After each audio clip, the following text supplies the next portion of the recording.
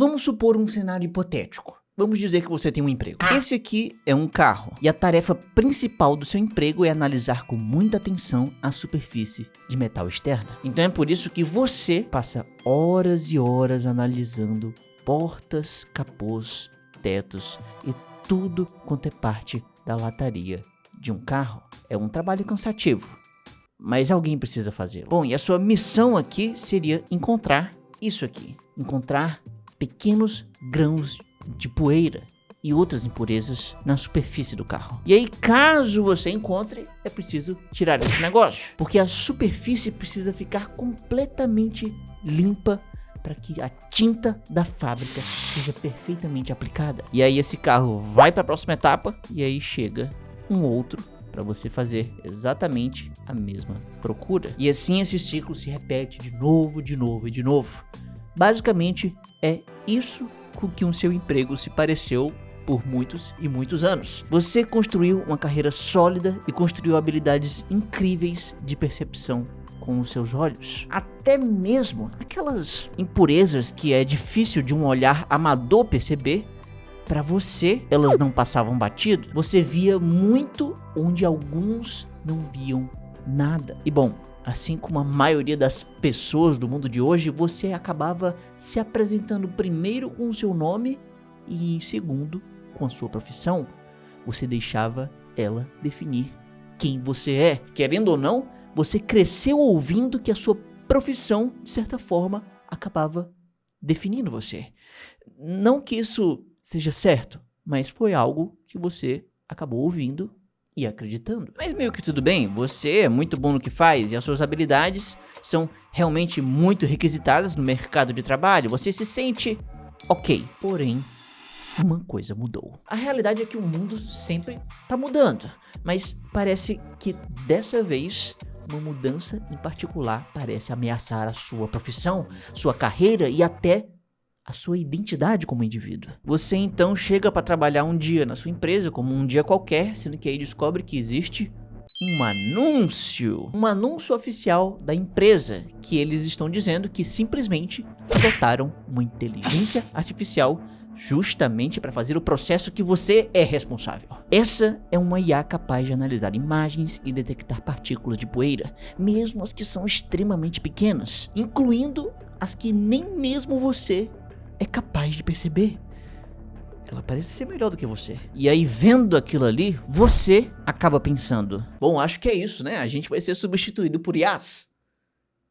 Mas que merda! Ou no melhor dos casos, a IA vai fazer todo o trabalho que você fazia, e aí se ela encontrar alguma impureza, aí você apenas entra em cena como uma mão orgânica que vai apenas fisicamente executar uma tarefa em que um cérebro de silício ordenou. Então veja bem, antes você se sentia livre para ser o rei da sua área, e agora você é como se estivesse dentro de uma gaiola, limitado pela IA. Tudo isso porque do dia para a noite seus olhos precisariam competir com uma máquina que não pisca. E sinceramente, essa aqui parece ser uma batalha perdida. Ou pelo menos é o que parecia. Apesar dessa IA aqui fazer precisamente o que você faz, sendo que ainda melhor, ainda assim não significa que vocês dois estejam competindo. Na realidade, com o tempo e a ajuda institucional da empresa, você acaba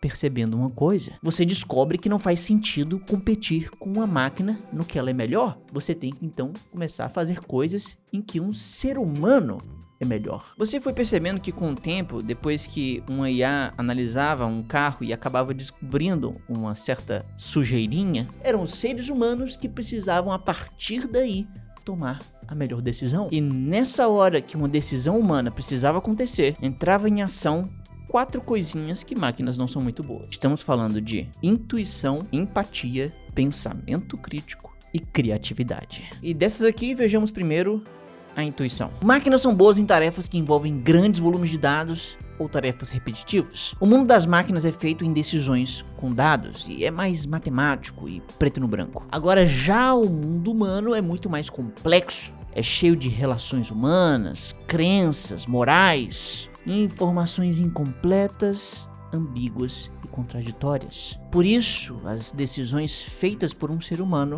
têm um valor diferente. Pelo fato de ter essas nuances humanas e pelo fato das informações não serem de tão boa qualidade, a nossa mente biológica acaba naturalmente tendo intuição. Nós naturalmente toleramos um nível maior de incertezas e nós conseguimos discernir quais informações são mais relevantes, verdadeiras ou se existe algum significado a mais por trás. E tomar decisões dessa forma significa ter um maior nível de intuição. Mas, além disso, a nossa mente e as nossas decisões humanas podem ter empatia. Que você sabe, né? Nós somos animais sociais e nós tomamos decisões sobre outros seres humanos que, no fim, são iguais a nós. Todo ser humano sabe como é sentir felicidade, tristeza ou medo. E com isso você pode tomar uma decisão. Você pode se colocar no lugar do outro. Então, toda vida que você tomou uma decisão sobre outra pessoa, você pode pensar, se eu estivesse no lugar dela, como será que eu iria me sentir? E será que isso seria uma coisa boa ou ruim? Você vai ter que dizer isso através da sua empatia. Agora, já por outro lado, uma máquina tomando decisões sobre um ser humano é algo que é um pouco complicado. Porque assim, uma máquina pode até falar como a gente, mas ela não tem a menor noção do que é ser uma pessoa de carne e osso. Ela nunca vai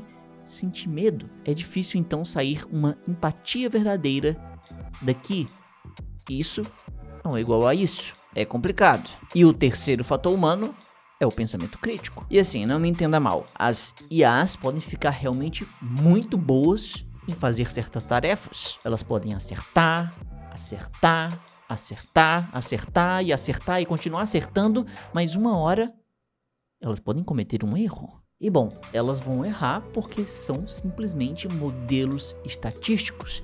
IAs usam matemática e estatística para gerar os seus resultados. E por mais que externamente pareça que elas usam raciocínio e lógica como nós humanos, na verdade, não é assim que elas funcionam. Elas não pensam como nós. Não, e o pior, ela pode acabar cometendo um erro aqui, e ela comete esse erro de uma maneira tão confiante que, por um olhar desatento humano, pode até parecer um acerto. Mas não é. E aí caberia a nós, humanos, checar tudo e perceber esse erro, mesmo que ele pareça um acerto. E para isso, nós precisamos ter um pensamento crítico sobre os resultados de um IA. Mas agora vamos falar de criatividade. E olha só que mundo louco que a gente vive. IAs hoje podem ser capazes de criar poemas, ou, sei lá, ilustrações, vídeos, músicas, podcasts, ou de repente até tomar decisões numa fábrica de carros. Mas nada disso vai ser como um poema real feito por um ser humano. Para as máquinas falta a real criatividade. Porque, lembrando, né, se uma máquina fez isso, de onde é que ela tirou isso?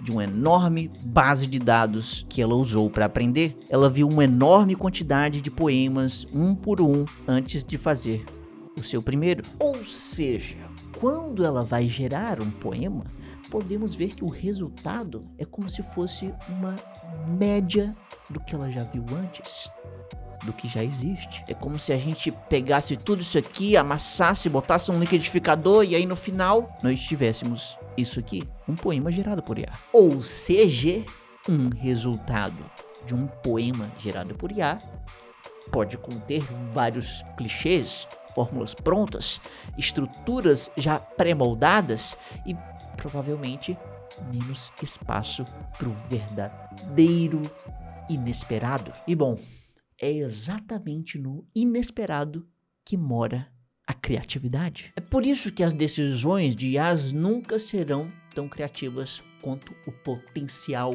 humano. Graças a esses 4 campos, então, de superioridade humana, você e os seus colegas de fábrica percebem que aquela IA não vai ser capaz de substituir vocês, e nem que ela vai limitar as ações humanas dentro de uma gaiolinha. A IA, na verdade, seria mais como um colega de trabalho muito eficiente em fazer tarefas, porém sem muita noção desses 4 campinhos aqui de ação humana. E assim, não me entenda mal. No começo, Pode não ter sido fácil. Os trabalhadores estavam desconfiados dessa máquina nova. Houve um certo esforço para aprender ou aprimorar essas 4 habilidades unicamente humanas. Fora ter que aprender a usar a interface do software da IA, né? Tem esse detalhe. Mas tudo bem, porque depois de um certo trabalho de capacitação, a galera começou a se adaptar a essa nova realidade. Trabalhando lado a lado com as IAs, elas ficavam com um trabalho duro e pesado e cansativo que vocês faziam. Enquanto que o emprego seu e dos seus colegas acabou se tornando muito menos cansativo para os seus olhos, porque não era mais necessário ficar olhando extenuantemente várias horas para um carro. O seu trabalho então passou a ser muito mais sobre pensar como um ser humano. O valor do seu trabalho deixou de estar em uma habilidade mecânica repetitiva para uma muito mais baseada em decisões complexas e menos repetitivas. Os trabalhadores e a empresa dessa forma se tornaram mais produtivos. Assim, todos saíram ganhando e viveram felizes para sempre. Ou será que não? Eu sei que esse caso aqui parece hipotético e talvez até bom demais para ser verdade, mas foi basicamente isso que aconteceu na equipe do setor de pintura da BMW. Então, com isso, a empresa se tornou um case de sucesso, uma referência em como integrar IAs ao mercado de trabalho. Mas essa história não está completa. Porque veja bem, não é porque essa situação ideal acabou acontecendo que os trabalhadores se adaptaram uma vez a uma IA e aí pronto, eles vão ficar no conforto da sua posição atual e nunca mais precisar aprender nada. A real é que as mudanças tecnológicas estão cada vez mais rápidas e em algum momento pode surgir uma outra IA. E esses trabalhadores vão ter que se adaptar a essas mudanças. São novos esforços de adaptação e isso vai acontecer de novo e de novo. Esse esforço de adaptação, então, pode acabar se tornando cansativo. Porra, se acostuma com o negócio aí muda essa bosta. Pois é, nessa brincadeirinha aí da aprendizagem contínua, muitos trabalhadores podem acabar ficando para trás, especialmente os mais velhos. A real é que pessoas com mais idade podem não ter tanta intimidade com certas tecnologias, principalmente as mais recentes. O que dirá ter que se adaptar a todas as mudanças. Isso quer dizer então que para os mais velhos pode ser mais desafiador. E se eles não conseguirem manter as atualizações em dia, as consequências podem ser especialmente ruins para eles. Um trabalhador mais experiente, digamos aqui de uns 40, 50 anos, pode estar ainda na sua plena capacidade produtiva, mas ao mesmo tempo ele pode ter um custo de vida mais alto. Talvez os pais dependam financeiramente dele, talvez ele tenha filhos que dependam financeiramente dele. Pode ser que tenha um financiamento de um imóvel, pode ser que o plano de saúde já esteja ficando muito caro. E tudo isso vai demandar dinheiro dele pra cá. Ou seja, tudo isso aqui significa que se esse cara perder essa fontezinha de renda aqui, as coisas vão ficar realmente complicadas. Ou pelo menos as consequências de perder o emprego vão ser mais sérias para uma pessoa mais velha em comparação com um jovem adulto de 20 anos, que ele pode se adaptar melhor a um momento de desemprego. Porque se a sua renda sumir, ele pode ter pais que podem ajudar ele. Mas mesmo que isso não seja possível, ele pode talvez de repente morar com seus pais de novo, ou de repente pode encontrar um aluguel mais barato em outro canto. Não me entenda mal, essa situação para o jovem também é terrível, mas em termos bem gerais, em média, pode ser que não seja tão terrível quanto para uma pessoa mais velha com muito mais responsabilidades sobre ela, ali no lombo do indivíduo. Agora isso quer dizer então que o mercado de trabalho vai deixar a vida muito mais fácil pro jovem adulto, porque ele vai ter menos responsabilidades e vai manjar mais de tecnologia e ele é todo descolado? Não necessariamente, porque olha só, se você for jovem, as tarefas que você faz são mais repetitivas, que é meio que uma IA já faz. Normalmente esses jovens não estão tomando decisões complexas baseadas naquelas 4 habilidades unicamente humanas. Os jovens não estão muito nessa. Eles estão mais competindo com IAs, fazendo exatamente a mesma coisa. E se os jovens estão nessa disputa aqui, fazendo as mesmas coisas, saibam que a IA é que vai ganhar. Ou seja, é como se existisse isso aqui, uma escada da ascensão da carreira profissional de todo mundo. Você começa assim, jovem, cheio de energia lá no início e termina uma pessoa experiente no final. E aí percebam uma coisa interessante aqui. Os primeiros degraus são tarefas mais simples e pior remuneradas. E os últimos degraus envolvem tarefas mais complexas e são melhor remunerados. E aí, se a IA está fazendo essencialmente o básico, se ela está bem aqui, então não vai precisar de ninguém aqui nesses primeiros degraus. A IA então está essencialmente retirando os primeiros degraus dessa escada. A escada então fica incompleta. Falta os primeiros degraus para os jovens alcançarem. Eles não conseguem então nem sequer começar a escalada. Essa é uma situação bem complicada, porque uma empresa não iria deixar um trabalhador inexperiente tomando decisões complexas e importantes. Não ia deixar um jovem já pular todos os passos e começar aqui em cima. E ao mesmo tempo também não vai precisar do jovem para coisas básicas que uma IA já faz. Não existe esses primeiros degraus mais. Então esse jovem também não pode estar no início da escada. Isso tudo significa que é difícil para esse jovem conseguir um emprego.